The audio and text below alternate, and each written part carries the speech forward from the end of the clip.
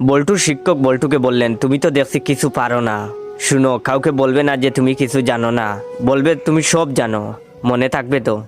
বল্টু বলল, আচ্ছা স্যার। তারপর বল্টু বাড়িতে ফিরল, ফিরেই মাকে সামনে পেল। মাকে বলল, মা আমি সব জানি।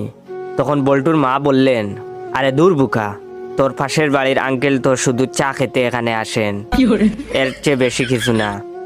এই নে 100 টাকা, মুখ বন্ধ রাখিস। বল্টু তো অবাক।